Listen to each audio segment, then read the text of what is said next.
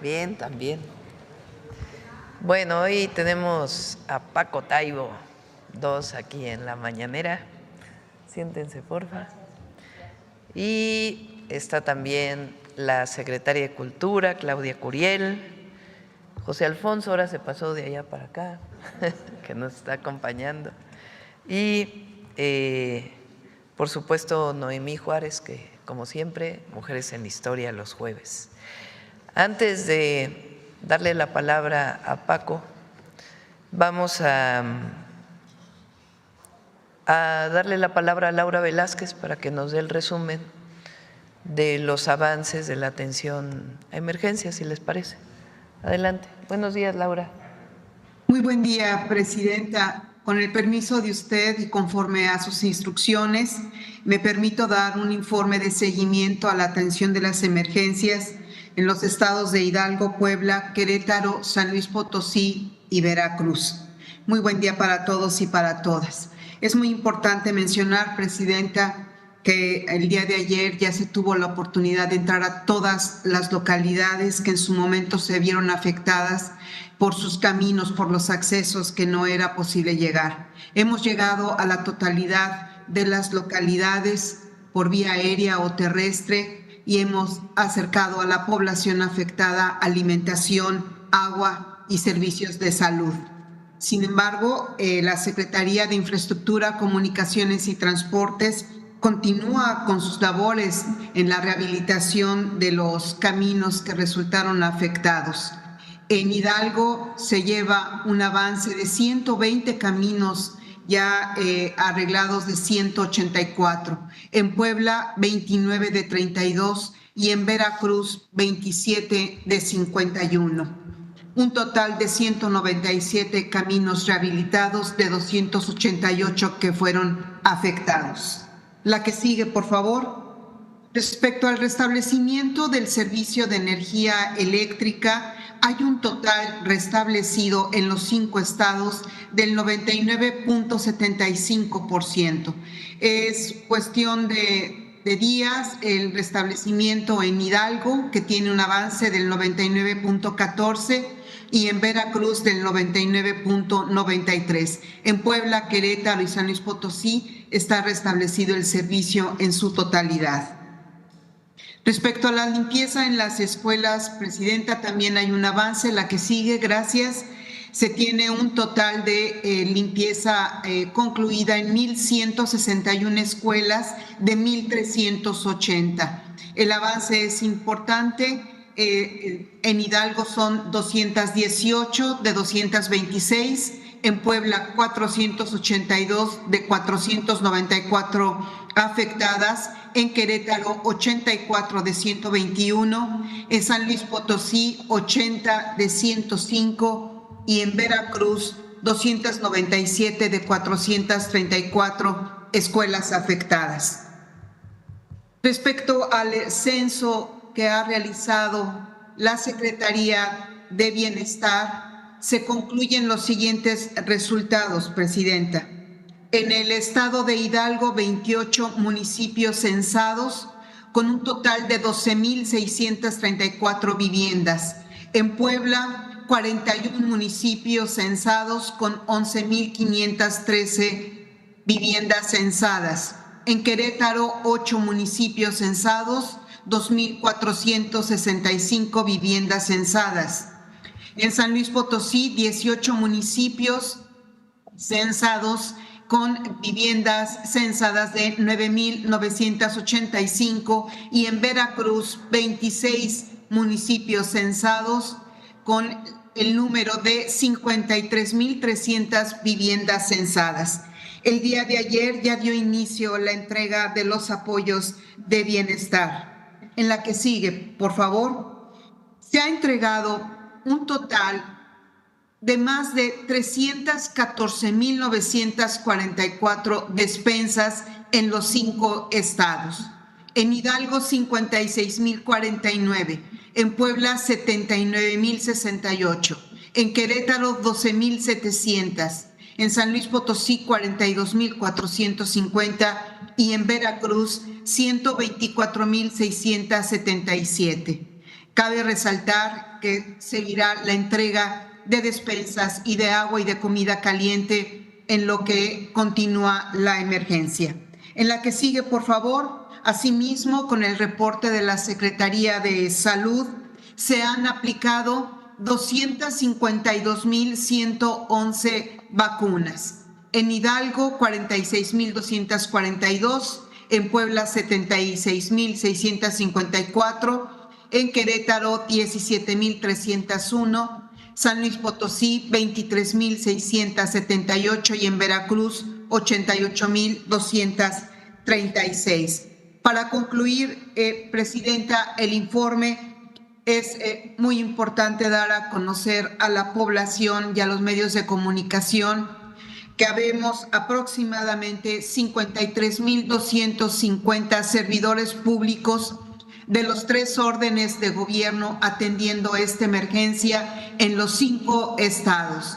Resalta evidentemente los servidores públicos de los gobiernos de los estados y municipios, de la Secretaría de la Defensa Nacional, de la Secretaría de Marina, Secretaría de Infraestructura, Comunicaciones y Transportes, Secretaría de Bienestar, del sector salud, de la Comisión Nacional del Agua y de la Comisión Federal de Electricidad, así como de la Coordinación Nacional de Protección Civil. Eso sería todo, Presidenta. Quedo a sus órdenes. Muchas gracias, Laura.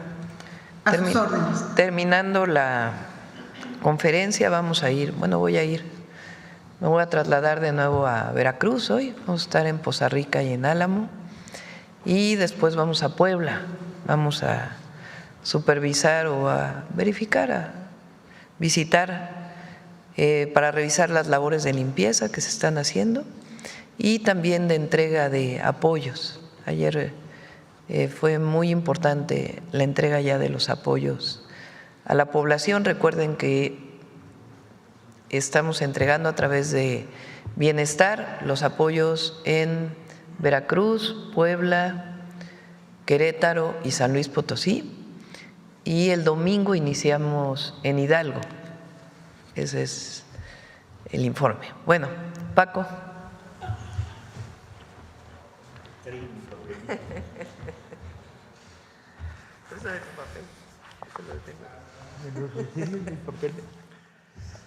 Culminamos un proceso que se vino cocinando durante 2 años y medio para la operación más grande, yo diría a nivel universal, de fomento a la lectura que se ha hecho. Vamos a repartir 2,5 millones de libros regalados a adolescentes en toda América Latina. Para esto hubo que hacer una amplísima labor de cocina y de contactos y de relaciones y de acuerdos con gobiernos, con instituciones gubernamentales del segundo nivel, y nos fue permitiendo trazar un mapa de alianzas. Para que esto pueda producirse tuvimos que obtener un financiamiento múltiple, el cual central fue el que la presidenta organizó desde el apoyo del Instituto para devolverle al pueblo lo robado, que era el primer impulso, pero país por país fueron aportando. El gobierno de Colombia aportó la producción editorial de millares de libros, de decenas de millares de libros. La Casa de las Américas, el fenómeno cubano en condiciones muy terribles, tuvieron que aportar lo que tenían, que era el trabajo de producción editorial. En Argentina teníamos un pacto y las elecciones que llevaron al poder a Milei lo destruyeron y tuvimos que rehacer el pacto, esta vez con el gobierno de la provincia más grande del país, que es la provincia de Buenos Aires, con sede en La Plata, y ahí cerramos el convenio. Tuvimos que hacer convenios con Monte Ávila en Venezuela para lograr la distribución, y poco a poco se logró el cuadro de cómo producir estos millones de libros. La idea era libros para adolescentes. Fijamos la edad de 15 a 30 años, lo cual… adolescentes de 30, pensando que hay todavía adolescentes de 30, jóvenes y adolescentes de 15 a 30 años. Eso nos va a representar un problema de distribución que al final les contaré cómo vamos a resolver. Fijamos la colección en los marcos de la gran literatura latinoamericana de finales del siglo pasado, de segunda mitad y finales, porque la idea era el gran momento de la literatura latinoamericana. Los jóvenes hoy no la están leyendo y este vacío de lectura provocaba un vacío doloroso. Entonces, ¿por qué no están leyendo a García Márquez, a Onetti, a Sergio Ramírez? ¿Por qué? Y entonces hacia ellos va dirigida la colección. Vino el enorme problema de conseguir los derechos de autor, que fue algo así como un divertidísimo viacrucis, porque la viuda de no sé quién, pues no, y si no hay dinero yo no le entro. Bueno, la agencia literaria que tiene los derechos de tal, bueno, la editorial que controla tal, y hubo que sortear todo este marasmo a través de una serie de alianzas particulares. De los 70, 80 libros que intentamos en la primera lista, se nos quedaron los 25 para el 25, pero dio la casualidad de que me sobraron 2. Por lo tanto, 25 para el 25 va a ser 27 para el 25. Y hasta el último minuto a lo mejor se vuelve 28, porque hay unos derechos de autor que estamos peleando para que los cedan para la colección. Entonces va a ser 25 para el 25 y pilón de 2 libros. La lista incluye, para mi gusto, lo mejor de la literatura latinoamericana. Como la prepa. Como la prepa, sí. Estas son las portadas. Estas son las portadas de los 18 primeros. Ya están todas, ya están los 27 listos y ya en producción. Ya salieron los 4 primeros en México y los 2 primeros en Colombia y el primero en Argentina, porque estamos produciendo en todos los lados simultáneamente. La distribución. Bueno, aparte de lo que he mencionado, se suman a la distribución Uruguay, Honduras, todas las librerías del Fondo de Cultura en toda América Latina. Tuvimos que sortear los problemas de Perú y Ecuador, donde no veían con agrado que regaláramos libros, y los vamos a regalar desde las sedes de las librerías, alianzas sociales con grupos, proyectos culturales para generar distribución. Al final, cerca de 14 países van a recibir. Tengo que decir que se añadió de una manera muy inteligente la Secretaría de Relaciones Exteriores para que llegaran libros a las comunidades mexicanas a través de todos los consulados en Estados Unidos. Entonces esto se sumó al proyecto. Al final, el día 17 de diciembre, vamos a abrir cajas en todos lados, simultáneamente. Y vamos a intentar que esto se recoja gráficamente, el espectáculo de abrir cajas en 200 lugares de América Latina, incluido el Zócalo, donde la presidenta le vamos a regalar un cóter para poder abrir cajas y repartir. El último problema, luego todos los que quieran mayor información, la lista de autores, etcétera, con gusto se las proporcionamos, y exactamente, y qué libros son los que se van, pero el pequeño problema que nos va a crear esta distribución simultánea es cuando lleguen aquel que diga yo tengo 39 años, no me toca, o yo tengo 60 y quiero leer. Entonces vamos a mandar, ya mandamos un primer memorándum de distribución diciendo el foco, el centro de este proyecto de 2,5 millones de libros repartidos en toda América Latina es jóvenes, adolescentes, jóvenes. Entonces, si a usted tiene 60 años, pues tráigase a su sobrina, se lo damos y su sobrina que se lo preste.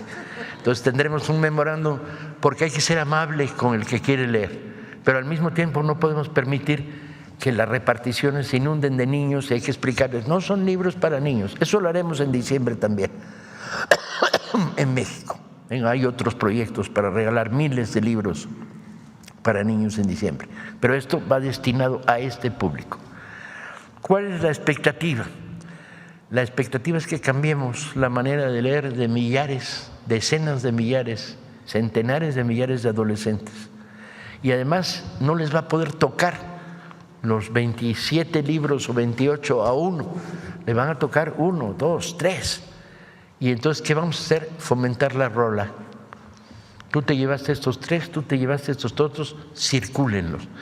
Y propiciar en todos los clubs y salas de lectura del país y de toda América Latina, porque hemos creado ya clubs y salas de lectura en varios lugares de América Latina, el que se lea colectivamente, el que lleguen 5 libros, se repartan, etc.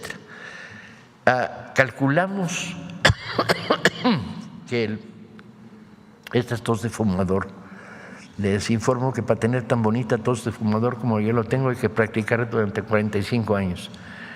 Entonces, calculamos que aunque empezamos el 17 de diciembre en el Zócalo, en la Plaza Central de La Plata, en Argentina, en Santiago de Chile, etcétera, etcétera, etcétera, estaremos repartiendo libros todavía, yo creo que hasta febrero, los últimos ejemplares que vayan saliendo de las imprentas.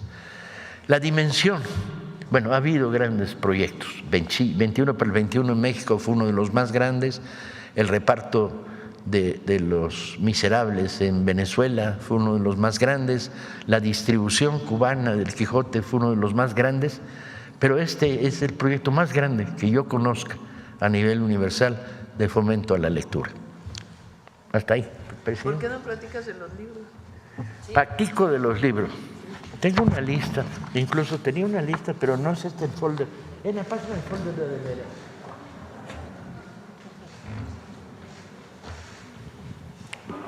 Los libros. El folder de veras es ese. Es que este no es. Este es el mero. Y estos son los lentes de leer de cerca.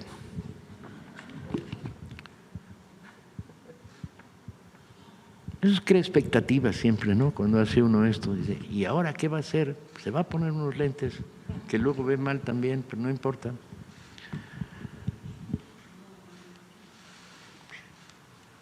Vamos a tener un texto de García Márquez perdido, que casi nadie debe recordar o conocer, maravilloso, sobre cómo empezó la guerra de Angola, un texto periodístico. Y tenemos que agradecer a la familia de García Márquez que llegara a nosotros. Vamos a tener una antología maravillosa del argentino Juan Gelman, que murió en México. Vamos a tener un libro de la chilena Nona Fernández que se llama Space Invaders, dedicado a jóvenes. Vamos a tener a Manuel Rojas, El vaso de leche. Vamos a tener los poemas de Raúl Zurita, el gran poeta chileno. Vamos a tener la poesía de Piedad Bonet, la mejor poeta colombiana. Vamos a tener una antología de poemas buenísima de Roberto Fernández Retamar, cubano. Vamos a tener un cuento largo de Miguel Donoso Pareja, ecuatoriano. Vamos a tener la historia prohibida de Pulgarcito, de Roque Dalton. Vamos a tener Requiem por Teresa, la gran novela del guatemalteco Dante Liano. Vamos a tener Vientos de Primavera, con prólogo de Elena Poniatowska, la gran antología de la poeta guatemalteca que tanto tiempo vivió en México, Alaide Fopa. Vamos a tener un libro de Miguel Ángel Asturias, premio Nobel. Vamos a tener Guerra en el Paraíso de Montemayor, que aunque fue muy conocido en México, no es conocido en el resto de América Latina. Vamos a tener Disparos en la Oscuridad, el libro sobre Ideas Ordaz de Fabricio Mejía Madrid. Vamos a tener los cuentos de Adela Fernández, los cuentos de Guadalupe Dueñas, mexicanas, y música concreta de Amparo Dávila. Vamos a tener El Zorro, un texto casi inédito de Sergio Ramírez. Vamos a tener Agua de José María Arguedas. ¡Wow! Vamos a tener Canto Villano de la poeta peruana Blanca Varela. Vamos a tener un libro excepcional que es lo que Galeano, Eduardo Galeano, uruguayo, escribió sobre el Che. Vamos a tener los cuentos de Mario Benedetti. Vamos a tener una antología buenísima del venezolano Luis Brito. vamos a tener cuentos de Onetti, un libro de Luis Andrés Caicedo, colombiano, y por último un libro excepcional que se llama Mañana es lejos, del argentino Eduardo Rosenbach, 27, aunque a lo mejor damos la sorpresa y va a ser 25 más 3 pilones. Eso lo sabremos en las próximas horas del último intento que estamos haciendo. Y la participación, bueno, ahí está todo, digo, ahí debería estar todo, de los países que participan, tiene cada uno de ellos una situación particular. De acuerdo a lo que pusieron para el proyecto, es los números que les tocan para regalar en sus países. Está bien bonita, está bien, todavía estoy impresionado de lo que nos salió.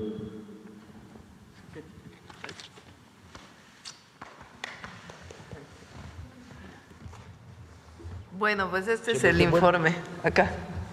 ¿Te lo regalo? Bueno, esta es la información de el día de hoy, 2.5 millones de libros regalados en América Latina, en varios convenios que Paco desde el Fondo de Cultura Económica ha venido haciendo con gobiernos federales o gobiernos estatales o incluso municipales de distintos lugares de América Latina, y estamos pues muy contentos. Quedamos 19 de diciembre, ¿verdad? 17 de diciembre, cierto, 17 de diciembre en el Zócalo abrimos las primeras cajas de regalo, de 25 para el 25. Bueno, ahora sí pasamos a las preguntas. Sobre el tema, a ver. Gracias. Buenos días, Luis Piña, de los Reporteros MX. Preguntarle sobre esta cantidad de libros y sobre los acuerdos que mencionó Paco Ignacio, pues también próximamente, también en elecciones en Argentina, dependiendo de lo que salga, ¿podría reavivarse ese pacto con el gobierno o se podría acercar usted al próximo gobierno para ver si puede hacerse un pacto general con el gobierno de Argentina? Que conteste Paco. Afortunadamente dependíamos no del gobierno federal argentino, que se negó a entrar en la operación cuando tomó el poder Milei, sino hicimos el pacto con el gobierno de la provincia de Buenos Aires, que ya tuvo elecciones y las ganó hace mes y medio. Entonces el resultado de las elecciones del domingo no altera para nada el proyecto ya. Por otro lado, también sobre el mismo tema, como comentaste, pues es para jóvenes, adolescentes, hasta 30 años, decías. En este ámbito, pues ya se utilizan mucho pues las plataformas digitales. ¿Podría ser posible que estos libros los puedan descargar también? No, queremos que lean papel. Queremos que además tomen el libro en su mano, lo lean y lo rolen. A la larga va a haber digitalización, pero eso significaba pedir permiso extra a los autores y decirle, te voy a editar 100,000 ejemplares de tu libro, pero además lo dejo abierto en digital, y nos hubieran dicho que no, los herederos o las agencias literarias o las editoriales, porque les matas el libro. Aquí se lo matas casi, ahí lo matarías de completo. Muy bien, muchas gracias. En otro tema, Presidenta, ayer se reunió con el presidente de… Cada libro tiene un convenio de cesión de derechos de autor. Si el autor ya falleció, pues es con quien se quedó con pues, la propiedad o la responsabilidad de los derechos de autor.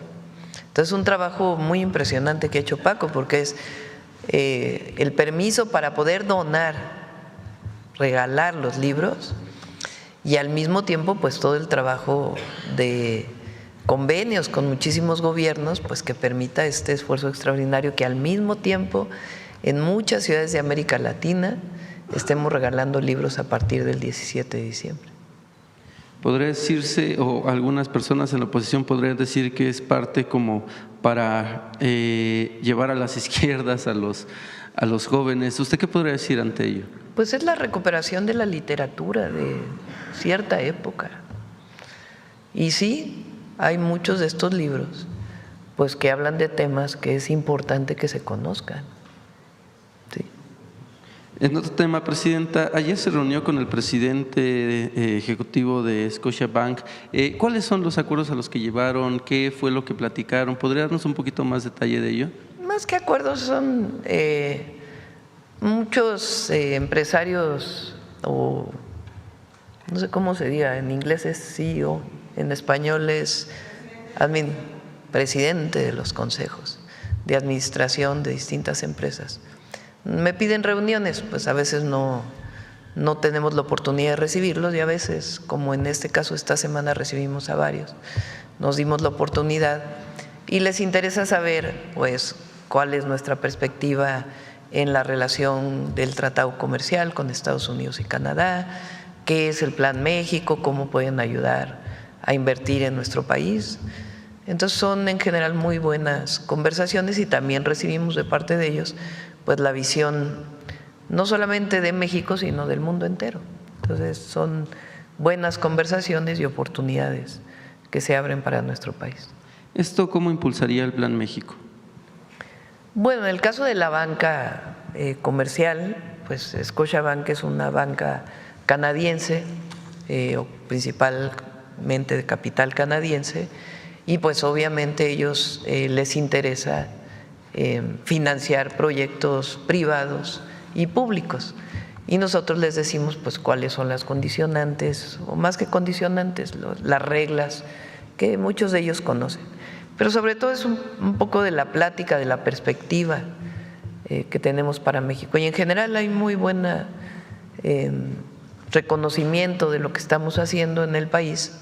Estamos, porque es colectivo, de lo que estamos haciendo en el país y de la visión hacia el futuro.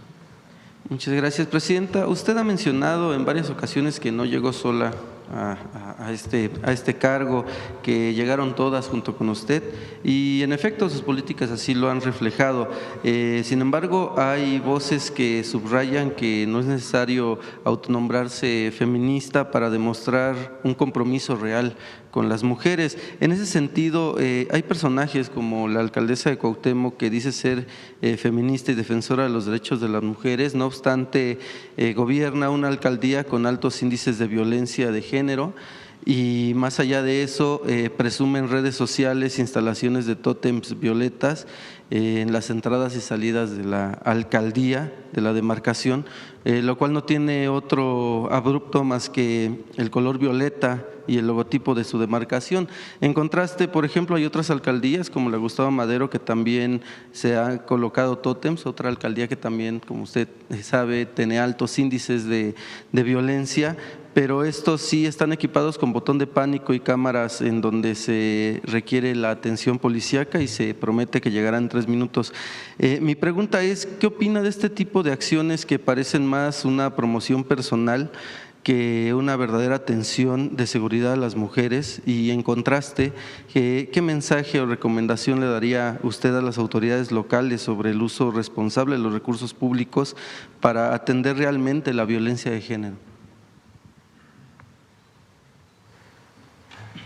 Yo pienso que la defensa de los derechos de las mujeres, todos los derechos, tiene que estar enmarcada en la defensa de los derechos del pueblo de México. No están separadas. Es parte de la lucha por la justicia social. En alguna época, hace mucho tiempo, se decía, bueno, hay que luchar primero por el bien de quien menos tiene, por disminuir las desigualdades y después vamos con la desigualdad entre mujeres y hombres. Y no, nosotros pensamos que es parte de la misma lucha. Pero pensar que la educación no es un derecho, que el acceso a la salud no es un derecho, que el acceso a la vivienda no es un derecho, que el acceso a la cultura o a la lectura no es un derecho, y defender los derechos de las mujeres me parece a mí una contradicción. Por eso yo pienso que esta visión de la derecha, del feminismo de derecha, vamos a decir, pues tiene muchas carencias, porque ¿cuál igualdad? Estamos luchando por la igualdad, no solamente de mujeres en la sociedad de acceso a los derechos, sino el acceso a los derechos de todas y todos los mexicanos. Y por supuesto ahí está la lucha de las mujeres. Entonces desde ahí nosotros tenemos una visión distinta. Ahora, siempre lo he dicho, la derecha que supuestamente defiende los derechos de las mujeres, ¿y por qué cuando tuvieron el poder nos llamaron lavadoras de dos patas? ¿O por qué hablaron del viejerío? ¿O por qué aumentó la violencia contra las mujeres? ¿O por qué no se tuvo políticas de acceso a las mujeres al derecho a la educación? Entonces, no es lo mismo que lo mismo. Sí hay diferencias en la visión y en la concepción nuestra de los derechos de las mujeres en el marco de la justicia social. Ahora, ya hacia los gobiernos locales, pues ya depende de los gobiernos locales, pero hacia las mujeres es muy claro, en las mujeres mexicanas, ¿por qué no se reivindicaban a las mujeres indígenas? Porque en el fondo hay mucho clasismo y racismo. Entonces es una visión distinta. Y sí, llegamos todas. Quien no se siente incluida, pues es un asunto personal. Pero llegamos todas. ¿Y por qué lo asumo así? Pues porque es la lucha histórica de las mujeres mexicanas. Por último, y en temas culturales, pues usted ha utilizado la política cultural para reconstruir el tejido social. Un claro ejemplo, por ejemplo, en la música con México Canta, pues ha sido un éxito en ese sentido. Sin embargo, también cómo proteger pues los derechos de los músicos, puesto que actualmente con las plataformas digitales pues se encuentran muy desprotegidos. Por ejemplo, en sus ganancias, si 1 kilo de tortillas valiera 21 pesos con 89 centavos, una banda requeriría 391 reproducciones para poder comprar 1 solo kilo de tortillas. En ese sentido, pues tienen que irse a géneros pues más reproducidos en las plataformas, estilo pues los corridos tumbados, que a pesar de que han bajado pues sigue teniendo gran popularidad. Mi pregunta es cómo impulsar pues esta protección hacia las músicas, los músicos, y qué políticas públicas podría hacer su gobierno pues para que permita pues no dejarlos en el abandono. Muchas gracias. Claudia. Tocaya. Muchas gracias. Pues justamente en el marco de México Canta, que se trabajó con toda la industria, los independientes, pues hemos estado trabajando mucho de manera simultánea justamente en el tema que estás tú tocando, que tiene que ver con la compensación de las escuchas en las plataformas, que es algo que nunca se ha pagado. Entonces nos hemos reunido, hemos tenido un diálogo abierto importante, hay muchos avances y la presidenta ha tenido todo el respaldo, y más adelante estaremos anunciando cuáles son esas medidas, y lo interesante es justamente que la industria está organizada y que estamos trabajando por los compositores, por justamente estos talentos que no tienen esa recaudación, y que en las plataformas se descarga mucha música que no se paga. Entonces, ese tema es fundamental, y justamente en el marco de México Canta es uno de los trabajos que estamos haciendo.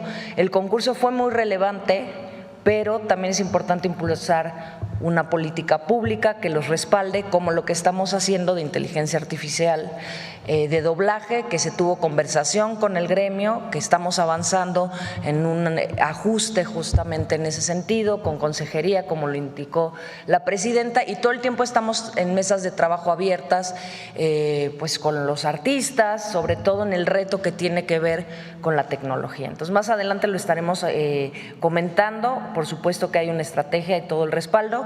Mismo caso con el doblaje, también ya tenemos próximamente anuncios. Muchísimas gracias por tu pregunta, muy pertinente. Gracias, presidenta. Vamos. A ver, ¿quién más? A ver, Alma, ¿qué me has preguntado hace rato?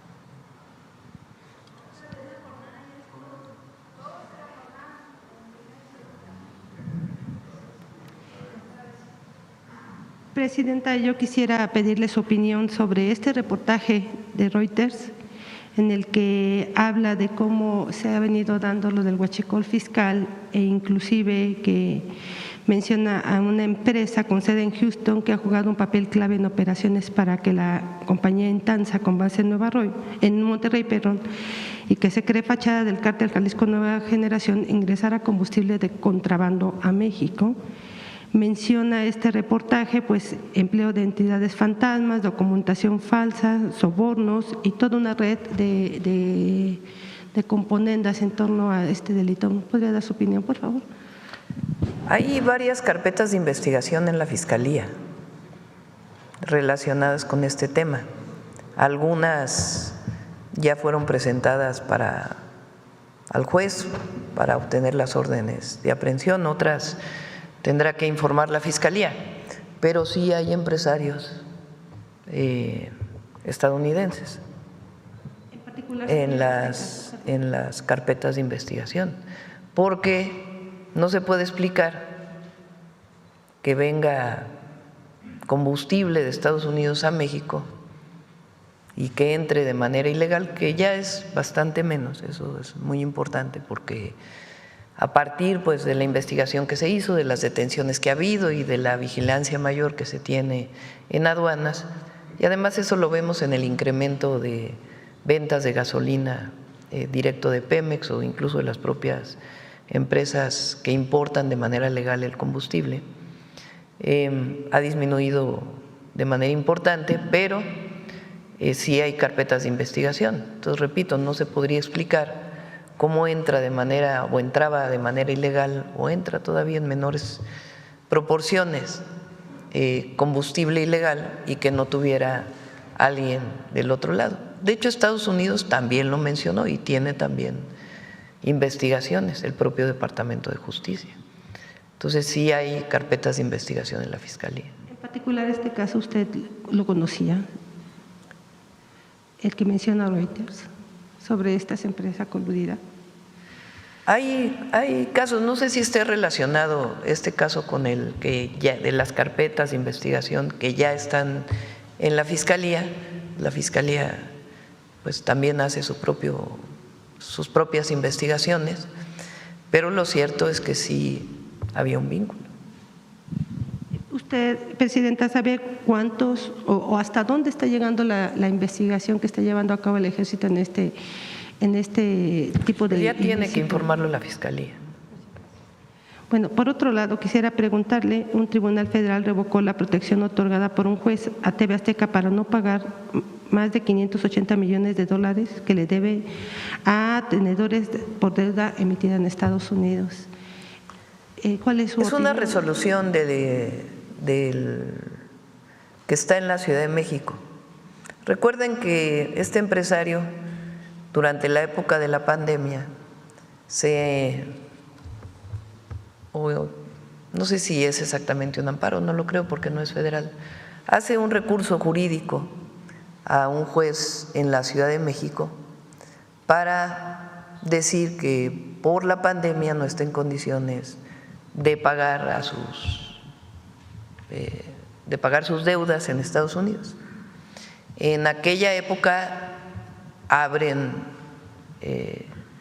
le dan razón y empresarios estadounidenses abren un arbitraje en México de por qué opina el Estado mexicano referente a esto. El día de ayer, digamos que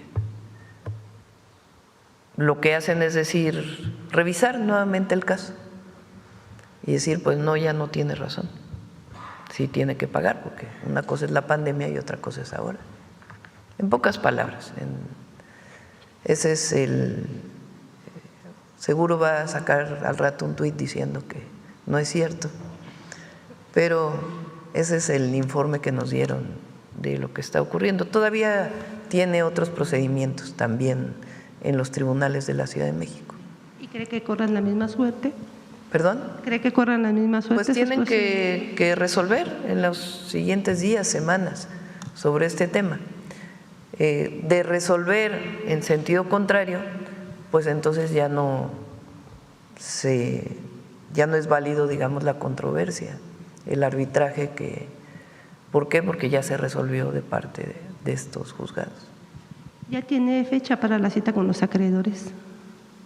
Estamos esperando a que se resuelva este tema, a ver cómo resuelve el Tribunal de la Ciudad de México para tener esa reunión. Le pedí a la Procuradora Fiscal y al Secretario de Hacienda pues que sean ellos quienes atiendan a quienes nos pidieron esta reunión. Por mi parte, solo preguntarle su opinión también. Bueno, pues hay un nuevo frente en el Pacífico, bombardea a Estados Unidos a 2 supuestas narcolanchas. Finalmente es el Caribe, es Latinoamérica. ¿Usted qué opina de toda esta embestida? Si México tiene también que tomar alguna protección en particular. ¿Qué opina de todo esto, por favor? Bueno, pues obviamente nosotros no estamos de acuerdo. Hay pues leyes internacionales de cómo tiene que operarse frente a una presunto transporte de droga de manera ilegal o armas o en aguas internacionales. Y así lo hemos manifestado al gobierno de Estados Unidos y públicamente. Está bien calificativos como los que se han estado utilizando últimamente entre presidentes, el calificativo que usa el presidente Trump contra el presidente Petro. ¿Está de acuerdo en ese tipo de lenguajes? Pues cada quien tenemos nuestras formas de enfrentar, digamos, algún debate internacional, ¿no? O en la relación con Estados Unidos. Nosotros hemos elegido, en primer lugar, la defensa de nuestros mexicanos, de nuestros compatriotas en Estados Unidos, y hemos elegido, defendiendo nuestros principios, nuestra soberanía, un esquema de diálogo franco con el gobierno de los Estados Unidos, buscando un acuerdo. Esa es, digamos, la manera en que nosotros hemos trabajado, sin renunciar nunca a nuestros principios de soberanía, libre determinación y autodeterminación del pueblo de México.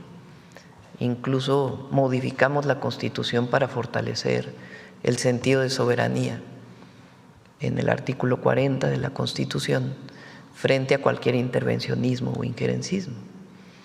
Pero bueno, pues cada presidente tiene su estilo, ¿verdad? Entonces nosotros hemos establecido ese mecanismo. Presidenta, perdóneme que añada una pregunta más. Últimamente el Congreso pues ha estado en mucha controversia, que si festejan bailes, que si un diputado se va a jugar pádel y así está votando, en fin. Usted ha hablado en otras ocasiones, en otros momentos en cuanto a la oposición, pues que hay que tener sensibilidad. ¿Lo mismo haría en este caso para la Cámara de Diputados? ¿Qué es exactamente? Es que no. Pues que en este momento de la emergencia y que estamos viendo que en el Congreso, pues, por ejemplo, hay diputados que están jugando mejor, como el diputado Cuauhtémoc Blanco, que se va a jugar pádel y que a través de ya que lo definan los diputados. Y también pues en la Cámara de Diputados que están haciendo bailes. Lo dije el otro día, que los diputados pongan sus reglas. El otro día me preguntaron si estaba de acuerdo con que siguieran reuniéndose a distancia. Pues que lo defina la Cámara de Diputados, ¿no? ¿Cuál es su manera de trabajar? Gracias. Vamos a ver, la compañera, y luego vamos para acá. Muchas gracias, presidenta. Yaret Arciniega, de Revista Fortuna. Presidenta, hace unas semanas o unos meses en Revista Fortuna leímos en el proyecto de la Ley de Ingresos que se establecía algunas, si había donaciones por parte del sector editorial, se habría de reducir algunos pagos de impuestos. No sé si esto se salvó en la ley de ingresos y preguntarle a Paco Ignacio cuáles fueron las características también para seleccionar estos libros que se van a regalar y por qué no se incluirían más autoras mujeres dentro de esta selección. Paco. El tema, ¿te acuerdas que el que te pregunté ayer de lo de la destrucción de libros y luego por qué no hay más mujeres autoras? Porque la generación del boom, que fue la que elegimos, era una generación muy mayoritariamente masculina. Entonces, ahí hubo que cortar. De todas maneras, el número de autoras es grande que participan, porque tuvimos que ampliar un poquito, eran aún autores de la época del boom literario, los años 60 del siglo pasado, y lo alargamos hasta los 70. Pero los criterios para elegir el libro, los criterios es, hicimos una primera lista de 70 y tantos autores, consensuada entre todos los equipos del Fondo de Cultura en México y en toda América Latina, todas las filiales. Les dijimos, ¿qué libro quisieras leer si fueras un joven de 15 o 30, entre 15 y 30? ¿Qué libro quisieras leer de autor latinoamericano? Y nos dio una lista de 70 libros. A partir de ahí empezamos la gestión de los derechos. Cada libro fue una batalla diferente. En algunos lugares fue muy sencillo, el autor dijo sí, desde luego, en la casi mayoría de los casos nuestros socios en la operación o nosotros dimos un pequeño adelanto al autor, pero como no hay regalías porque el libro se regala, no es un pago único y muy pequeño, que era simbólico sobre todo. Básicamente los autores o los herederos o las agencias o las editoriales que aceptaron participar fue por un problema de prestigio de estar en la colección, y los que no aceptaron participar fue por un problema económico, diciendo, si ustedes hacen una edición de 100,000 ejemplares, me matan el libro a mi editorial. Le dijimos, no, eso no es así y esta no es la experiencia, ya lo hicimos en 25 libros que sacamos en 21 para el 21. No solo no los matamos, sino que adquirieron más vida si masificas. Por ejemplo de rebote, tú pones La muerte tiene permiso de Valadez en la colección de 21, lo leen 90,000 personas, pero el arco de lectura creció por la recomendación y el libro en la edición comercial no solo se siguió vendiendo, sino que se vendieron más después de 21 para 21. Pero bueno, ahí hay algunas editoriales que tienen oídos sordos y billetera contenta con las que no pudimos pactar. Eso nos fue reduciendo la lista a realidad hasta que nos encontramos con estos 27 o 28 acuerdos finales. Lo de la destrucción del libro. A ver, tenemos un problema muy serio. Yo creo que después de muchos años de estar planteando el problema de que hay que impedir que se destruyan libros, había que explicarse una y otra vez, a ver si entendían por qué. Las editoriales destruyen para disminuir la carga fiscal de su empresa. Entonces dice, yo tengo 12 millones de libros que no vendo, los destruyo, reduzco en 12 millones de pesos el valor de lo que tengo en mi bodega. Si en lugar de destruir regalas, puedes obtener lo mismo. Bueno, hacia ahí se está procesando, solo que hay un problema, y era lo que ayer conversábamos y tenemos que reunirnos esa semana para fijarlo, que es, ¿qué vas a donar de lo que no vas a destruir? El riesgo es que te donaran literatura chatarra, ¿sí? Libros de falsa información médica, por ejemplo, ¿sí? Cómo curar el cáncer masticando piedritas 3 veces por semana, etcétera, etcétera. O cómo ligarse a la secretaria de tu jefe sin tener problemas fundamentales en la vida. Ese tipo de material que está en las bodegas de las editoriales, si te lo donan, ¿para qué lo quieres?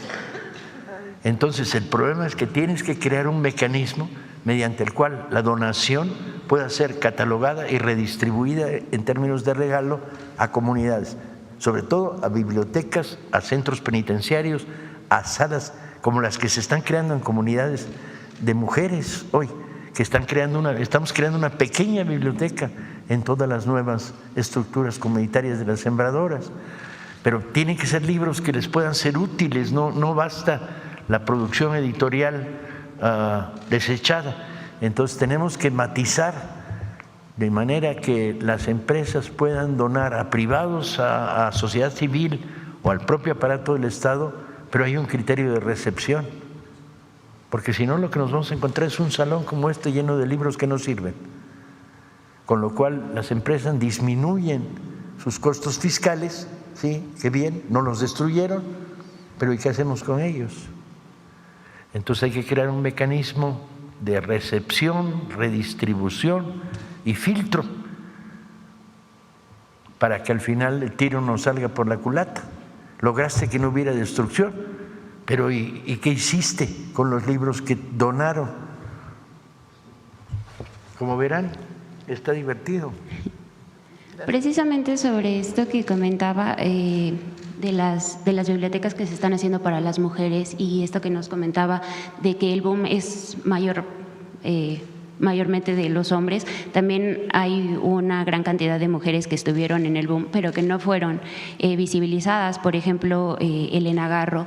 Se estaría considerando, o se está considerando en estas bibliotecas que se están haciendo para las mujeres, tener más autoras como ella, que incluso su obra no está en distribución en una de las bibliotecas que lleva su nombre.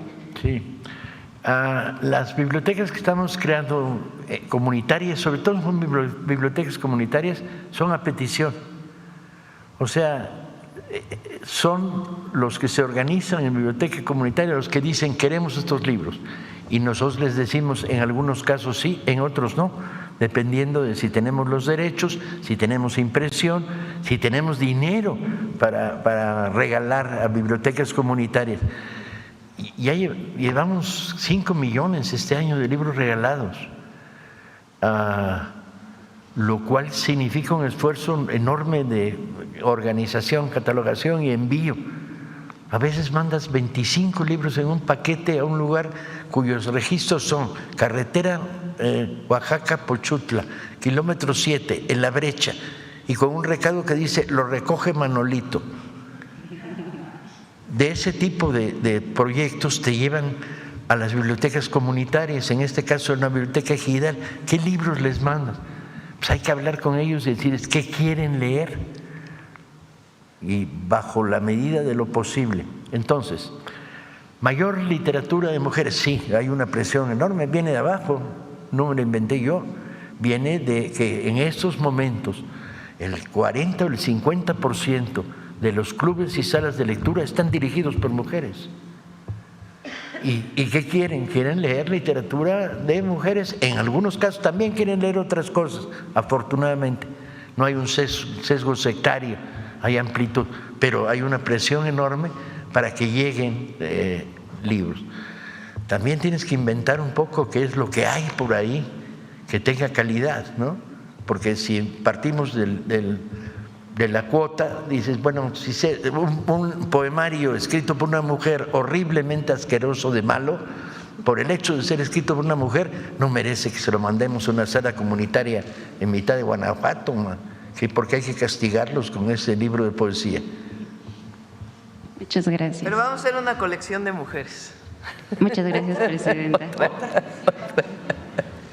Muchas gracias, presidenta. Presidenta, en otro tema, luego de que se aprobó la modificación al artículo 30B del Código Fiscal de la Federación para que las autoridades fiscales tengan acceso a información que permita corroborar el debido cumplimiento de las obligaciones fiscales que obre en plataformas como Amazon y Mercado Libre, queremos insistirle en Revista Fortuna sobre un tema que ya habíamos tocado aquí en una intervención pasada, que es el comercio de medicamentos a través de estas plataformas.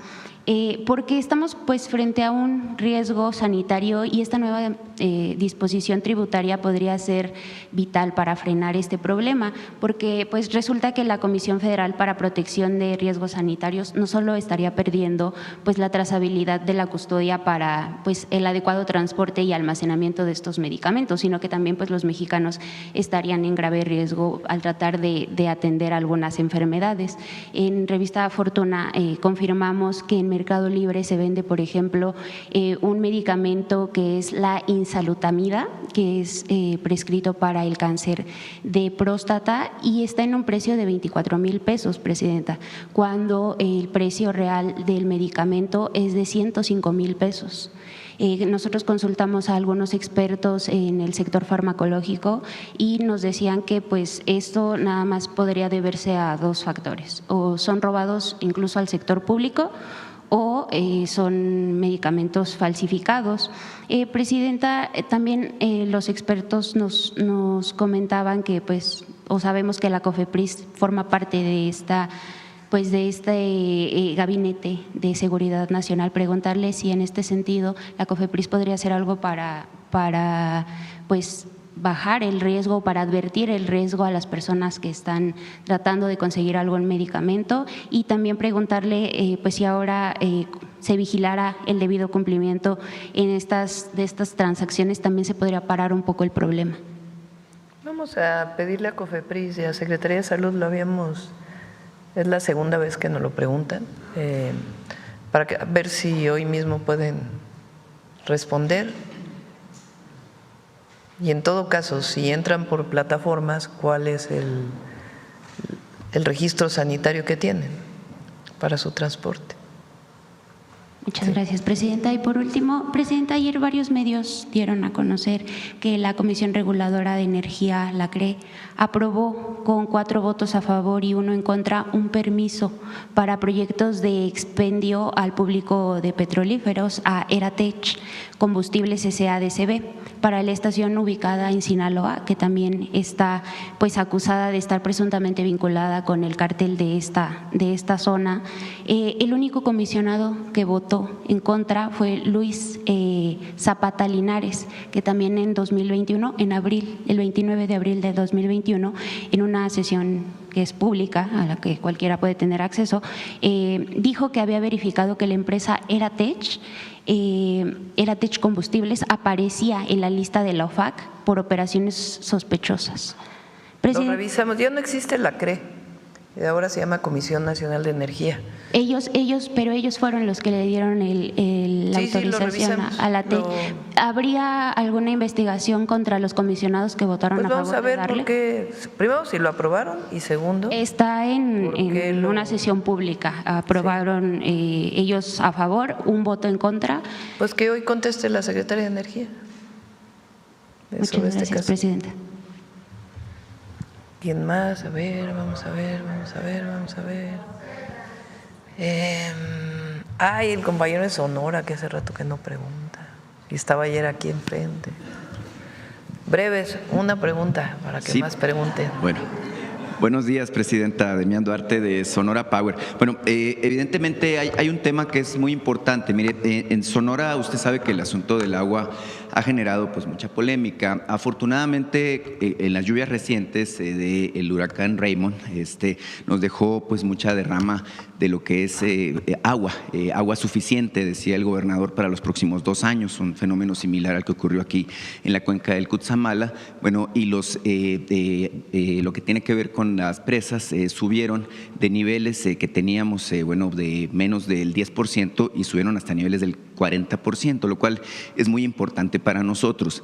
Este contexto llega justamente en medio de una discusión que evidentemente usted ya tomó nota de que hay fuertes presiones políticas, muchas mentiras, muchas verdades a media alrededor del plan hídrico que usted está planteando para atender el problema de la falta de abasto de agua para Hermosillo. En este caso hay muchas presiones políticas, muchos intereses que se han estado involucrando en este asunto, en donde usted ha anunciado que se van a invertir 7,500 millones de pesos en este proyecto. Un asunto muy importante, un asunto muy relevante para nuestra ciudad y para la región de la cuenca del río Sonora. En este contexto también está el tema de la falta de remediación en que ha incurrido Grupo México, que usted sabe es responsable de la contaminación de esa cuenca. En ese sentido, yo le quiero preguntar, Presidenta, pedirle que por favor nos ofrezca más detalles de lo que usted está planteando, lo que usted está promoviendo para este proyecto hídrico de gran envergadura que se plantea, porque hay mucha confusión.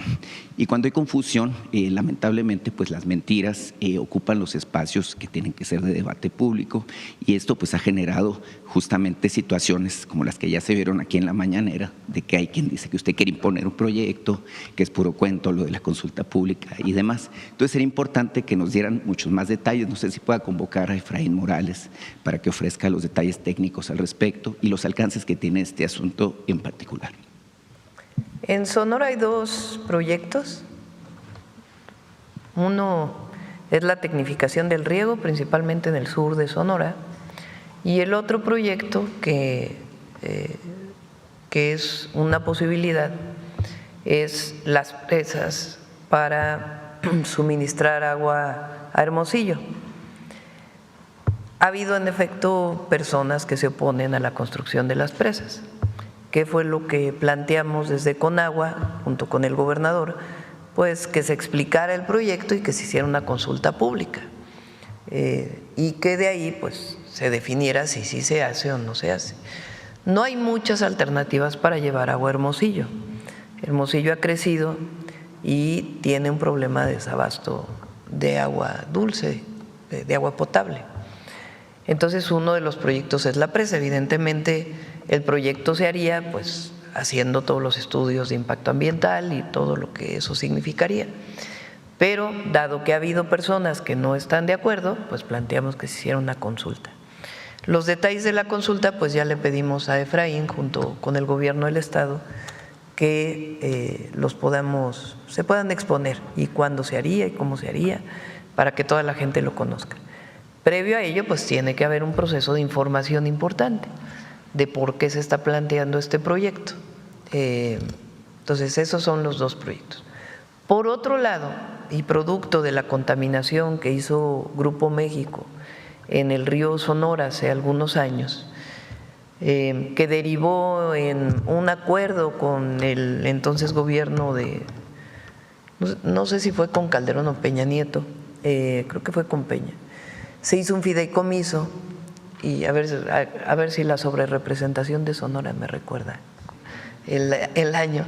Se hizo un convenio y se hizo un fideicomiso donde Grupo México tenía que depositar recursos para la limpieza del río y para muchas otras cosas a las que se habían comprometido, entre ellas la construcción de un hospital, un sistema de monitoreo permanente de la calidad del agua del río, el saneamiento de suelo que pudiera haber sido contaminado, además pues de algunas medidas de mitigación adicionales.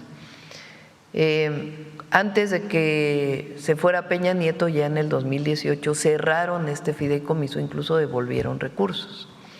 Desde entonces pues hay una lucha muy importante de las comunidades de Sonora, pues defendiendo que se pague por los daños que se hicieron y al mismo tiempo pues que se cumpla con aquellos compromisos.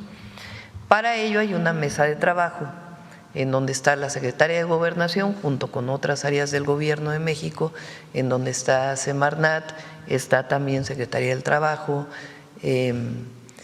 Secretaría de Economía y del Gobierno de Sonora, del gobernador de Sonora, para ver con Grupo México pues que se cumplan estas cuestiones que dejaron pendientes y poderle cumplir a la población. Se sigue en esta mesa de trabajo, todavía no hay un acuerdo que se pueda mostrar a la población, no es nada cerrado, no es nada oscuro, sino sencillamente que cumplan con lo que se comprometieron. El hospital, el laboratorio, las pruebas permanentes que tienen que hacerse a la población, en fin, varios temas que están planteados ahí. Lo que nosotros decimos pues es que se cumpla con cada una de los planteamientos que se hicieron en su momento solicitados por la población. Y va bien la mesa de trabajo, y ya que tengamos un acuerdo, pues la idea es presentárselo a la población y decir pues van a invertir la empresa tantos cientos de millones de pesos para poder resarcir aquel daño y al mismo tiempo cumplir con el compromiso que hicieron. Son esos tres temas relacionados con el agua. Además, están los planes de justicia y particularmente el plan de justicia con el pueblo yaqui. Se hizo un ducto de agua muy importante y ahora se va a entrar al proceso de tecnificación del riego agrícola para que sean mucho más productivas las tierras. Sí, cómo no. Fue en tiempos de Enrique Peña Nieto, en agosto de 2014, cuando se dio este derrame, y de hecho se formó un fideicomiso por 2,000 millones de pesos, de los cuales se regresaron alrededor de 979, si tengo el dato exacto. Pero incluso hay una queja de los pobladores del río Sonora al respecto. Mucha gente que ni siquiera vivía ahí recibió dinero de ese fideicomiso. Es inexplicable que se haya regresado, puesto que no se terminó con el trabajo de remediación. En ese sentido, Presidenta, es evidente que, bueno, el rechazo que hay de algunos pobladores de la región es obviamente por esta situación que tiene que ver con una desconfianza que puede haber relativa a que no se completó ese proceso. Entonces, obviamente es muy importante, ¿no?, que se haga el ejercicio del que usted habla de información y que, bueno, eventualmente ya que se diseñe este tema de la consulta, pues obviamente se llegue al punto de saber si realmente la población está en contra o a favor de este proyecto, que entiendo no es solamente una presa, es un sistema, ¿no?, hídrico. Es un sistema, exactamente. Tiene que ver también con el uso eficiente del agua en Hermosillo. Bueno, muchas gracias. Bueno, atendiendo a su petición de una sola pregunta, nada más le quiero hacer un apunte muy rápido. Es que el viernes empieza la Serie Mundial de Béisbol y usted ha sido promotora constante del deporte y de la participación de los mexicanos. Con los Azulejos de Toronto juega un mexicano de Tijuana, Alejandro Kirk. Simplemente, pues yo lo que quiero es poner de manifiesto que los mexicanos, no nada más en el fútbol, sino en muchos deportes, están en el más alto rendimiento, en el más alto nivel. Entonces, desearle suerte ahí al compatriota de Tijuana. Muchas gracias. Muy bien. ¿Del mismo tema? No, vamos mejor porque ya vamos por otro lado. A ver. Sí, la próxima semana va a venir. Él va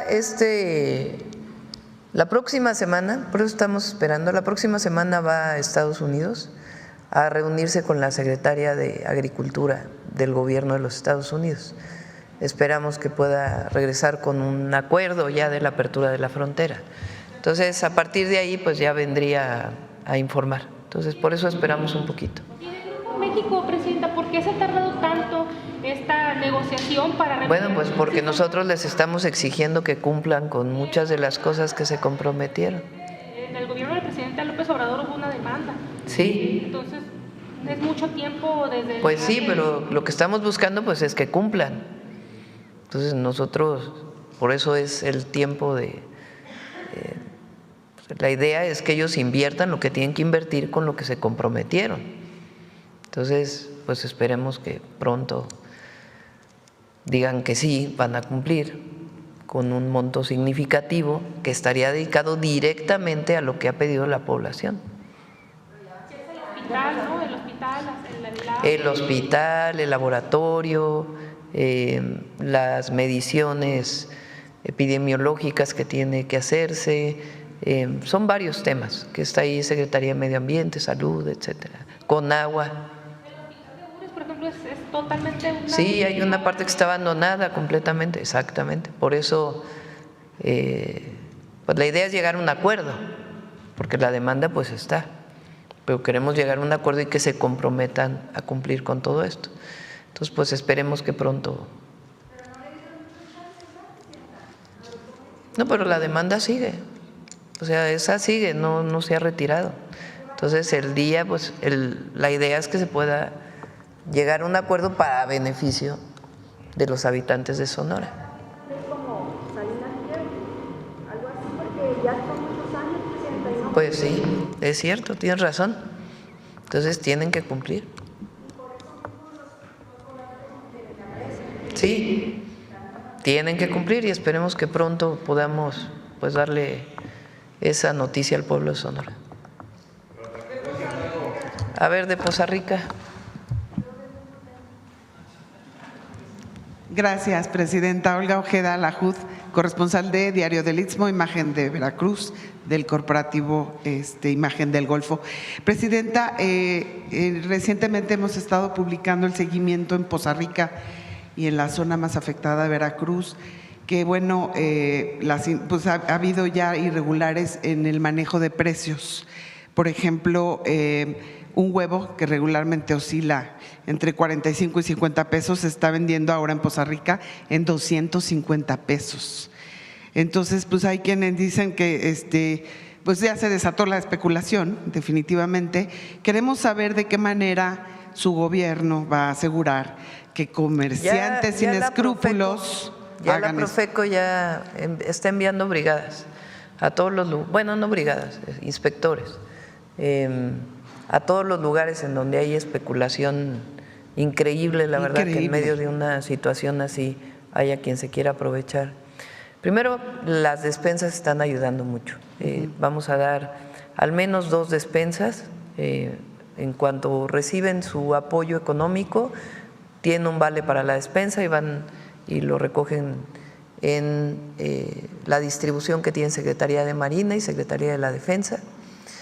Y al mismo tiempo la Profeco ya está enviando inspectores a distintos lugares porque no puede ser esta especulación y menos con la alimentación. Exacto, menos con la crisis. Y también otro tema de Veracruz, se han reportado varios múltiples derrames y altos niveles de contaminación en varios ríos de Veracruz, incluyendo el Tuxpan, Coatzacoalcos y el Cazones, y en estos momentos en el Pantepec. Estos incidentes involucran principalmente hidrocarburos de Pemex y descargas industriales de aguas residuales. Queremos saber si ya le han reportado esto y si se tomarán medidas para el saneamiento de estos ríos. Sí, Pemex, particularmente el último, el de Pantepec, ¿verdad?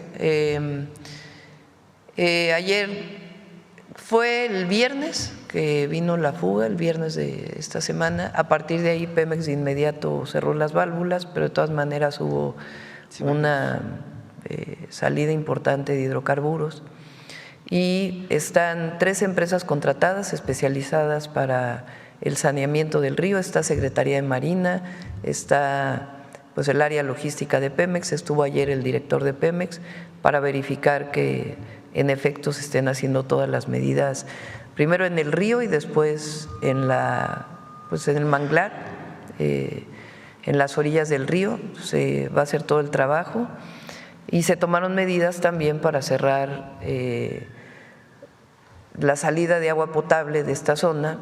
Se están enviando pipas, particularmente a Tuxpan, y se están tomando todas las medidas. La razón o la causa, que de todas maneras tiene que haber una investigación de acuerdo con todas las reglas de Pemex, es que hubo un deslave que no ocurrió justamente el día de las lluvias más fuertes, sino que ocurrió después y a partir de ahí vino esta fuga. Pero de todas maneras pues se tiene que analizar las causas y se están tomando todas las medidas para controlar esta contaminación. Qué bueno, digo ya ahorita que usted va a Veracruz, podrá supervisar tanto lo de los precios. Estoy enterada desde el sábado, bueno, desde el viernes. Sí, hasta las imágenes, ¿no? Ya anoche ocurrió y después pues enterada y pues supervisando que realmente estén tomando todas las medidas necesarias para que muy pronto esté todo el proceso de descontaminación. Muchas gracias. Y ya por último, Presidenta, en el municipio de Olutla, en Veracruz, hay un grupo de personas que se organizó como guardias comunales para autodefenderse porque dicen que existe un incremento en delitos y muy poca presencia de policías. ¿Cómo toma su gobierno del surgimiento de estos grupos de guardias comunales o autodefensa? ¿Se podría considerar esta región particular para reforzar la presencia de seguridad? Vamos a revisar exactamente qué está pasando y le pedimos al Gabinete de Seguridad. Muchas gracias. Gracias. Vamos. ¿Quién más? A ver, aquí el compañero. Gracias, Presidenta. Muy buenos días a usted y a todos mis compañeros. La primera, Presidenta, tiene que ver con lo que se presentó ahorita por parte de Paco Ignacio. Habló algo muy importante, pero no me presenté. Juan Fierro, del periódico tiempo.com.mx y puentelibre.mx de Ciudad Juárez.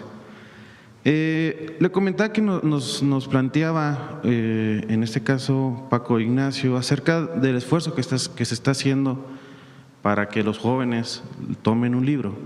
Sin embargo, también una de las cosas que se está utilizando mucho por parte de los jóvenes y que influye mucho en este problema es el uso de las pantallas, los celulares, las tablets. Ya se han hecho por parte de algunos países e incluso en algunos estados esfuerzos para prohibir el uso de esta tecnología en las escuelas. Aquí mi pregunta, Presidenta, es si usted coincide o si ya ve necesario el prohibir las tablets o celulares en las escuelas, precisamente para evitar pues alguna distracción diferente a estudiar, pues. Más que distracción, hay un problema asociado a las redes sociales y al lo que le llaman scrolling, no sé cómo se dice en español, el que esté uno pasando todo el tiempo, que salió en TikTok primero y luego en otras redes sociales, que uno ve 3 segundos y después le sube a la pantalla digitalmente y viene otra imagen y otra imagen y otra imagen y otra imagen. Y hay muchos estudios del impacto que esto puede tener, sobre todo en los niños, o las niñas y los niños, y en los adolescentes, por un lado. Por otro lado, todo el tema de la búsqueda del me gusta, la necesidad de aprobación a través de las redes sociales en competencia con otras usuarios, más muchas otras cosas que tienen que ver con patrones de belleza, con patrones que se han impuesto a lo largo de los años.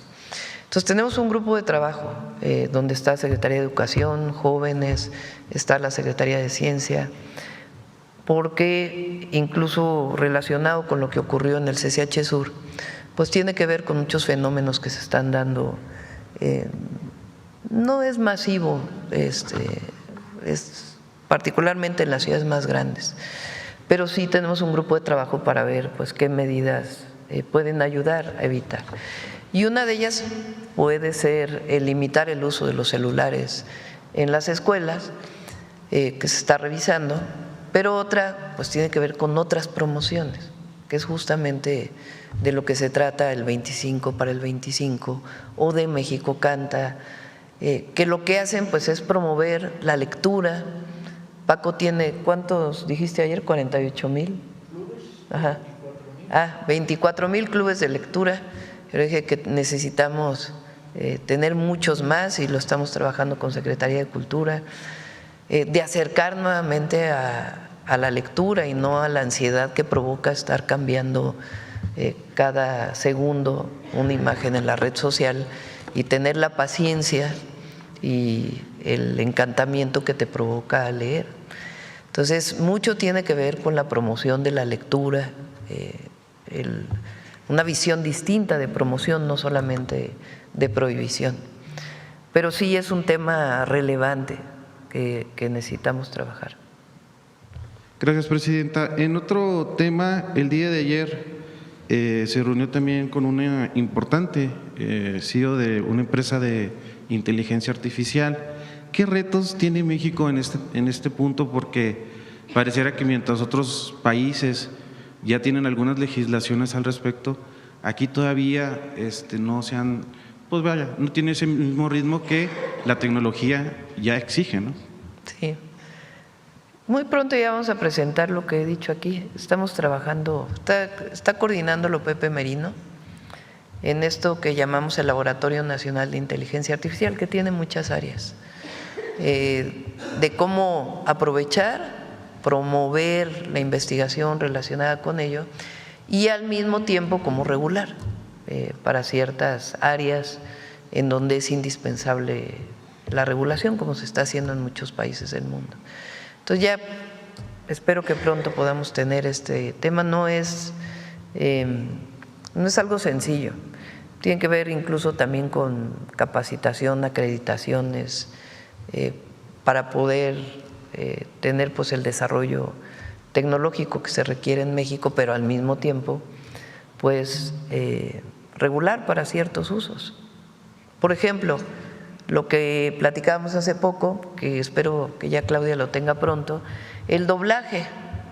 Hay muchísimos mexicanos y mexicanas que se dedican al doblaje y son buenísimos.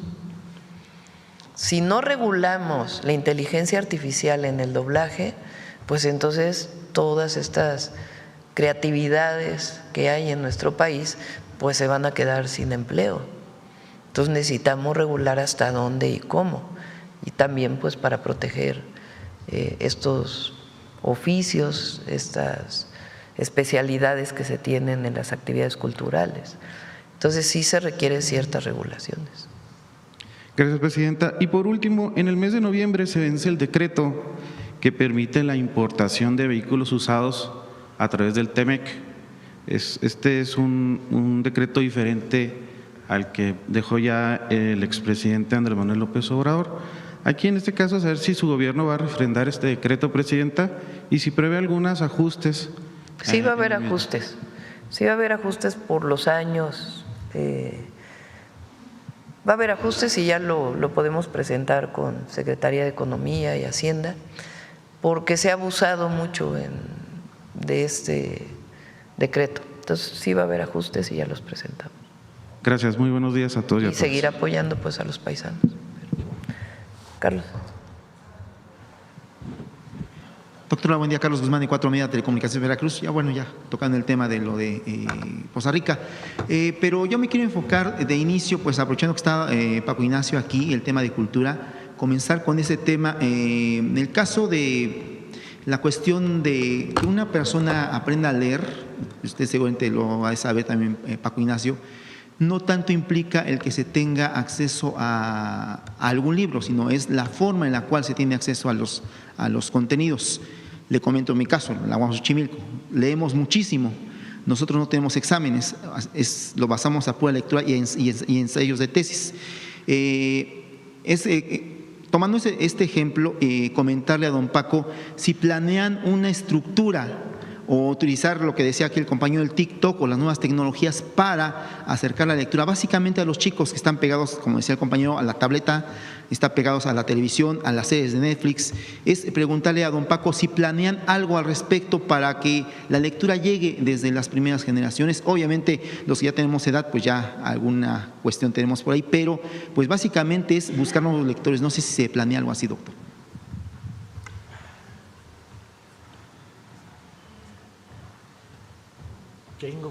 Tengo que confesar que yo hago TikToks habitualmente y que uno de los grandes elementos que estamos generando no es la batalla contra el celular, sino la batalla contra la frivolidad en el celular y usar que a través del celular llegue un cuento, llegue la poesía, o sea, tratar de utilizar los desarrollos tecnológicos y el área de diversión de un adolescente, convertirlos en áreas creativas. Donde más hemos tenido éxito es entre los niños. Hay cientos y miles de clubes de lectura dedicados a infancia, porque la reacción es casi inmediata. Y estamos trabajando en lógicas de colaboración con enseñanza básica, con el INEA, porque el problema es donde encontramos núcleos alfabetizados, el problema es que leen después de haber sido alfabetizados. Y entonces hay que tratar de encontrar materiales. Pero hacia la infancia el fenómeno es enorme. Y estamos usando todos los elementos habituales de la parafernalia que un adolescente usa en su tiempo libre para divertirse. ¿Qué tanto? Porque esa es la gran batalla, es cómo utiliza el tiempo libre y cómo lo utiliza de maneras muy banales y muy blandengues y ausentes de profundidad y superficiales. Y entonces dar el salto a través de la curiosidad para que se acerque a la literatura o a la lectura te permite hacer retorno. El gran problema es si están dándole un celular durante 20 minutos, si son capaces de identificar un poema de Garcilaso y jalárselo, o simplemente están informando que acaban de cruzar una calle y en la esquina. La batalla contra la banalidad en el consumo del tiempo libre del adolescente. Y ahí la batalla es volver a llevar de una manera provocadora el mensaje. Leer es muy divertido. Leer no es aburrido, leer no es terrible, leer no es castigo, leer no es examen. Es un universo diferente. Leer es apasionante, leer es divertido, leer es revolucionario, leer es transformador. Y ese mensaje tienes que llevarlo de maneras muy provocadoras, que es lo que estamos haciendo en todo el contacto que tenemos prácticamente todos los días con comunidades de jóvenes en escuelas. ¿Funciona? Sí, a veces. A veces ganas batallas. A veces estás trabajando para un sector que tiene cara de palo, le entra por este lado y le sale por este y no le queda nada en medio. Incluso hay una técnica en el adolescente para generar cara de palo, que es así. Y impedir un fenómeno de comunicación, bloquearse ante esto, bloquearse. Y tienes que tener mucho cuidado, porque si desarrollas proyectos autoritarios, fracasaste. Si llegas con un mensaje de tienes que leer, tienes que… No, un adolescente lo peor que le puedes decir es tienes que, sale corriendo por la misma puerta. Tienes que llegar con métodos muy provocadores y hemos usado todo, desde llegar a una normal para decir los que han leído a Neruda ligan más y se hace un silencio en la sala y de repente se oyen unos y al final escuchas una voz que dice ¿qué dijo de Neruda? ¿Qué Neruda? Tienes que traer la provocación en el mundo adolescente para lograr curiosidad y reacción. Es bien complicado, pero yo diría que hemos avanzado muchísimo, muchísimo. ¿Cuántos muchísimo? Vaya usted a saber. Perdón por lo ecléctico, pero… Gracias, Paco. En segundo tema, doctora, ayer hubo la comparecencia de Omar García Harfuch en el Senado de la República. Tocó varios temas, entre ellos lo del tema que mencionaba usted de la FGR, que está en la investigación del tema del huachicol fiscal en ambos lados de la frontera, pero algo que nos llamó particularmente la atención fue la respuesta que le dio a lo que es la oposición respecto a la estrategia de seguridad. Él mencionaba de que es, si no mal recuerdo, medible y plausible los resultados de la estrategia de seguridad. En este contexto me gustaría consultarle, doctora, ¿en qué puntos se podría reforzar lo que es la estrategia de seguridad de cara a lo que es el segundo año de su administración, doctora? Pues la estrategia está funcionando. La estrategia está dando resultados. Y el objetivo pues es seguir con los 4 ejes. Atención a las causas, ahí les comenté, lo vamos a informar ya pronto. Vamos a hacer más actividades para los jóvenes en algunos municipios en particular. Centros, les llamamos centros comunitarios de alto rendimiento, México Imparable, en reconocimiento al México Imparable que fue presentado aquí por Lorena y Estrella. Vamos a recuperar una buena parte de las bibliotecas, pilares de los que hicimos en la ciudad, recuperarlos para distintos lugares de la República, y también el trabajo de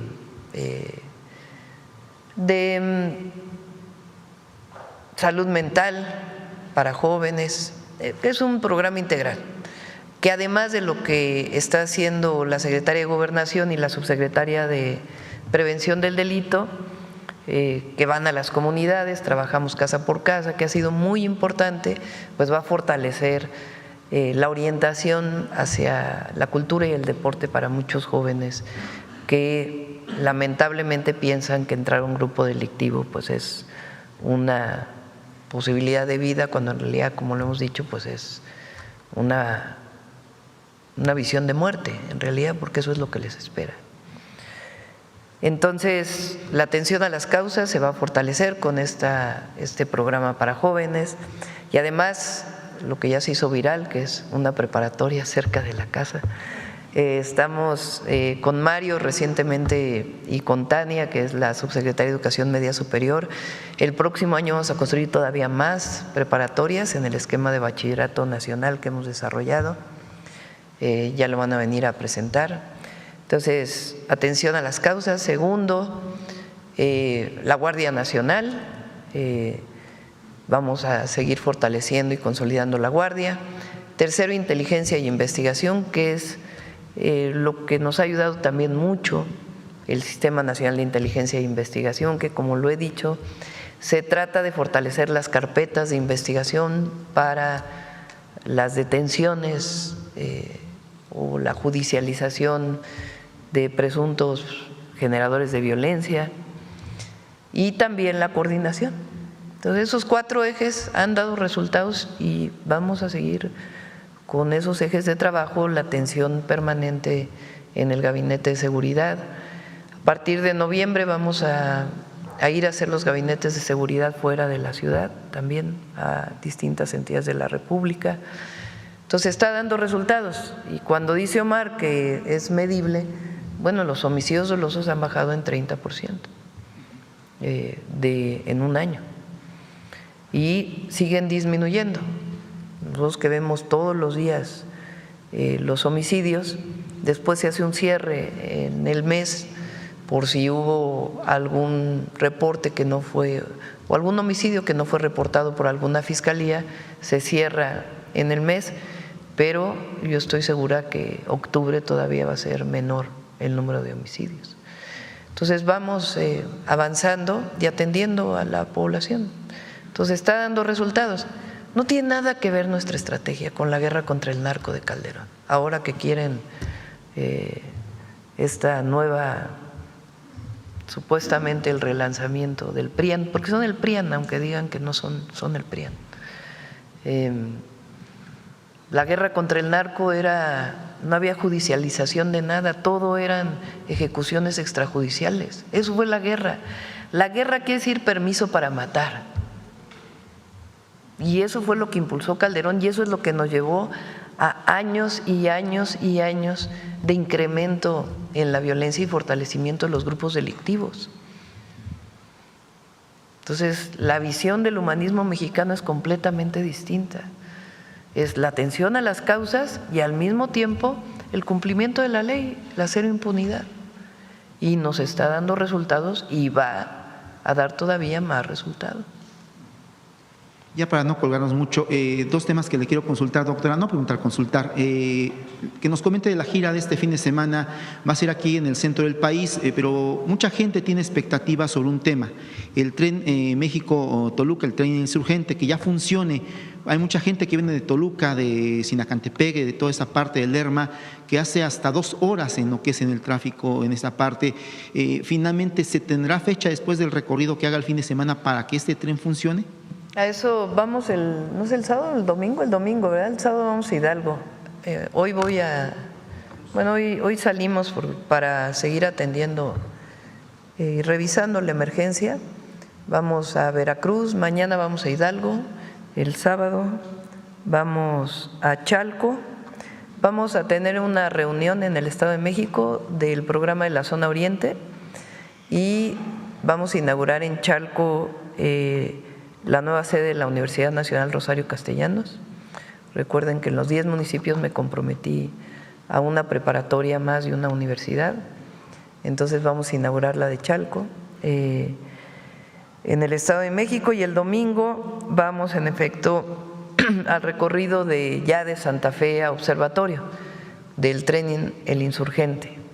Y ahí la idea es que se inaugure en diciembre.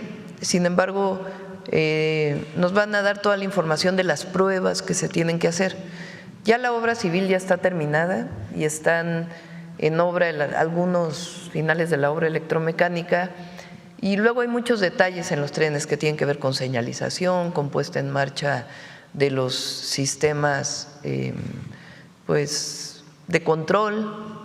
Entonces, esa parte que tiene que garantizar la seguridad del uso del tren están todavía en la realización de pruebas. Entonces ya el domingo nos van a decir cuándo terminan las pruebas, pero sí, en efecto, la obra civil está terminada y hay algunos detalles en la estación y el recorrido pues ya lo vamos a hacer de Santa Fe a Observatorio. Y ya finalmente, doctora, usted cuando estaba como jefa de gobierno le consultaba mucho el tema sísmico. Usted impulsó la creación de la red ECOS, que ha funcionado muy bien en la cuestión de coordinación entre lo que es el Servicio Sismológico Nacional, el CIRES, todas las instancias que coordinan lo que es el tema de la alerta sísmica. Antier hablaba del tema de la alerta climática, que se va a buscar impulsar a través de esta plataforma que es, bueno, se le conoce como Cell Broadcast, usted la de conocer en el tema del inglés. Esta comenzó, si no mal recuerdo, en Israel con el tema de la cuestión de las guerras, pero se convirtió ahora a lo que es la alerta sísmica en México con el ingeniero Juan Manuel Espinosa del CIRES, que ellos la perfeccionaron, ahora pues obviamente la alerta climática, pero platicaba usted de esta alerta que podía ser a fines de año, que ya se tendrían celulares, y la gente que la creó, entre ellos la gente de Pepe Merino, nos comentaba de que se tienen polígonos, que básicamente se podría comprender en polígonos, haga de cuenta, si va a haber una afectación, lluvia importante en la Ciudad de México, en Iztapalapa, se alerta lo que es a los celulares que están ubicados en esa zona de Iztapalapa específicamente, y al resto se le excluye por obvias razones. Es que nos hable un poco de esto, si es que le han comentado el desarrollo, cómo serían los polígonos que se van a trabajar, y también a partir de, sería de diciembre, se pondrían en prueba, como se hizo alerta sísmica en 3 etapas, con la famosa alerta presidencial, que así se llama, no es que usted la… Que sí, usted, ya le van a cambiar el nombre. Que usted hable, que diga se va a llamar, no, es un protocolo internacional. Que nos hable un poco de eso, doctora, porque es muy importante este tema para evitar cosas como lo que pasó obviamente en Veracruz, en esa zona de la Huasteca. La alerta por lluvias o por ciclones o por fenómenos meteorológicos tiene muchos retos. El reto tecnológico de avisarte en el celular, una vez que ya se hizo lo del sismo, no es tan complejo. Se podría hacer muy pronto, incluso en noviembre podría empezar a funcionar. Sin embargo, nosotros ya conocemos, pues la meteorología no es una ciencia exacta, son pronósticos, es la probabilidad de lluvia. Entonces es muy importante que el protocolo de qué mensaje mandas y cómo lo mandas esté establecido. Y también cómo mejorar los pronósticos. Entonces el martes tenemos una reunión con un grupo de científicos que nos van a ayudar a eso, porque tú puedes lanzar una alerta de que pues tú tomas medidas en tu vida cotidiana, si te dicen va a llover muy fuerte mañana, se esperan tantos milímetros, y luego no ocurre. Entonces, ¿cómo mandas esta información? La probabilidad de que ocurra una lluvia es decir, el protocolo de lo que dices, cómo lo dices y la probabilidad que tenga de que ocurra, pues también tiene que ver con el mensaje que estás enviando, ¿verdad? En el caso de sismo, pues se envía una vez que ocurrió el sismo, como son las alertas sísmicas que hay en la Ciudad de México.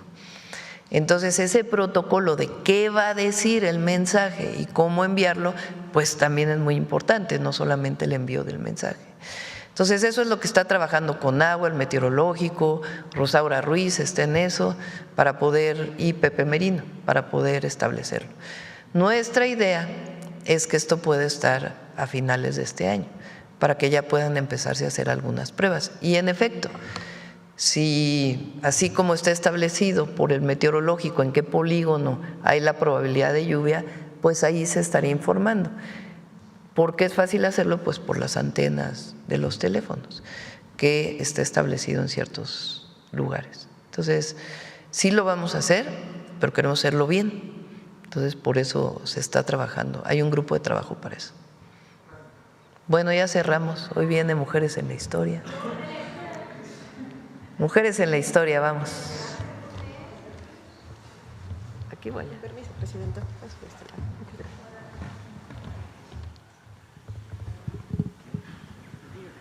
Hay una foto. Tenemos la foto. Muchas gracias. Muy buenos días a todas y a todos. Aquí se encuentra una de las mujeres que ya hemos abordado en una sección anterior, entonces seguramente la pueden reconocer, y es la primera arqueóloga mexicana, también maderista, zacatecana, muy influenciada también en la historia. Hizo un libro sobre cómo estaba creciendo el fascismo. ¿Recuerdan de quién hablamos? Zacatecana, de las primeras arqueólogas mexicanas, fue maderista, trató de recuperar el cuerpo de Madero ante Victoriano Huerta, profesora muy importante, arqueóloga, historiadora. Hablamos hay que de… ponernos a hacer la tarea. Vamos a hacer… Después de… Eulalia Guzmán. En esta foto tenemos a Eulalia Guzmán y quiero recuperar un fragmento de un texto de Eulalia. Dice: los europeos no habían comprendido el mundo al que llegaron. Cito: no pudieron o no quisieron penetrar con simpatía el íntimo pensar y sentir del hombre, objeto de su conquista, ni menos comprender el sentido de su cultura, en su totalidad y en sus variados aspectos. Interpretaron lo que veían y oían conforme a su propia mentalidad y acomodándolo todo a las propias formas de su cultura y juzgándolo todo a la luz de sus propios ilimitados conceptos, con una tendencia a subestimar cualquier manifestación de cultura y del individuo mismo. Pero hubo una artista, una mujer, que no subestimó y trató de comprender la cosmovisión indígena. Ella fue Rina Lazo. Y queremos dedicar la sección de hoy porque hoy es un natalicio, 23 de octubre. Conozcámosla. Rina Melamé Lazo Guasem fue una pintora y grabadora guatemalteca que formó parte del muralismo mexicano. Nació el 30 de octubre de 1923 en la ciudad de Guatemala y llegó a México en 1946 con una beca para estudiar en la Escuela Nacional de Pintura, Escultura y Grabado, La Esmeralda. Cuando aún no cumplía 6 meses de estancia en México, Diego Rivera la invitó a colaborar en el mural Sueño de una tarde dominical en la Alameda Central. Rina Lazo comenzó así su trabajo artístico, preparando pigmentos, transfiriendo bocetos, pintando la naturaleza, la vestimenta de los personajes y otros elementos que requerían mucha habilidad. Rina Lazo se adentró en la historia del pueblo mexicano porque consideró que hay que penetrar en la cultura de un país para pintarlo, para sentirlo, para expresar lo que uno quiere de ese país. A su llegada a México, Rina Lazo conoció también a Arturo García Bustos, alumno de Frida Kahlo. Pronto iniciaron una relación que duraría más de medio siglo, compartiendo anhelos artísticos y políticos. En 1949, Rina pintó Los 4 Elementos, su primer mural individual. Ese año, decidió incorporarse al Partido Comunista Mexicano, en el cual militaban otros artistas que, como ella, pensaban que el arte debía tener un contenido social y crítico. Por encargo del Partido Comunista Mexicano, Rina elaboró murales en Temixco, Morelos, y en Atencingo, Puebla.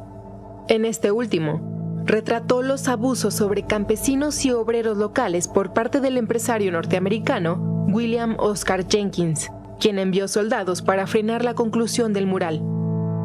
A principios de la década de los 50, volvió a participar con Rivera en el mural El agua, origen de la vida sobre la tierra, en los mosaicos del Estadio Olímpico Universitario de la UNAM y en el mural del Hospital La Raza, en donde pintó las hierbas medicinales prehispánicas, de acuerdo con el manuscrito de Martín de la Cruz de 1552. En 1953, Rina regresó a Guatemala con su esposo Arturo García Bustos, quien había sido contratado para dar clases de grabado. Al año siguiente, Rina pintó el mural al fresco Tierra Fértil, demostrando la influencia que el muralismo mexicano había tenido en ella. Durante su estadía en Guatemala, Rina frecuentó grupos de escritores, artistas y periodistas comunistas. Ahí conoció a Ernesto Guevara y Nicolás Guillén. Además, apoyó a la izquierda guatemalteca. Sin embargo, en 1954, Guatemala sufrió un golpe de Estado auspiciado por la CIA, tras lo que Rina regresó a México. Ayudó a Rivera a pintar el mural de denuncia, La Gloriosa Victoria, en donde fungió como modelo y como asesora sobre la intervención en Guatemala. En 1963, cuando inició la construcción del Museo Nacional de Antropología, Rina concursó y obtuvo el proyecto de replicar las pinturas de Bonampak. Trabajó en la zona arqueológica de la Selva Maya durante 3 meses, calcando minuciosamente 170 metros cuadrados de pinturas murales. Ahí descubrió también los minerales y plantas que daban los colores originales de la pintura. En 1996, gracias a su conocimiento y sensibilidad hacia la cultura maya, fue invitada por el mismo museo para pintar el mural Venerable Abuelo Maíz, en el que, inspirada en el libro sagrado del pueblo maya Popol Vuh, representó la creación del mundo, pero también elementos sobresalientes de los mayas, como su conocimiento astronómico. Su último mural, Xibalbá, el inframundo de los mayas, fue el primer mural de una mujer en el Palacio de Bellas Artes. Lo concluyó tras casi una década de trabajo y a tan solo unos pocos meses de que falleciera, con 96 años, el 1 de noviembre de 2019. Rina Lazo se consideraba una artista mesoamericana. El ir y venir entre México y Guatemala a lo largo de su vida la ayudó a construir una identidad de raíces comunes, profundamente arraigada en la cultura maya. Fue, sin duda, una artista que conectó el pasado y el presente de un pueblo que ha trascendido naciones. Qué gran trabajo de diseño, son imágenes impresionantes, siempre a cargo de SPR. Y finalmente, recuerden que en la Sala Mujeres en la Historia contamos con una obra de Rina Lazo, así es que en su visita a Palacio Nacional también visiten la sala porque va a haber una imagen y un cuadro de Rina Lazo. Muchas gracias. Gracias, buen día.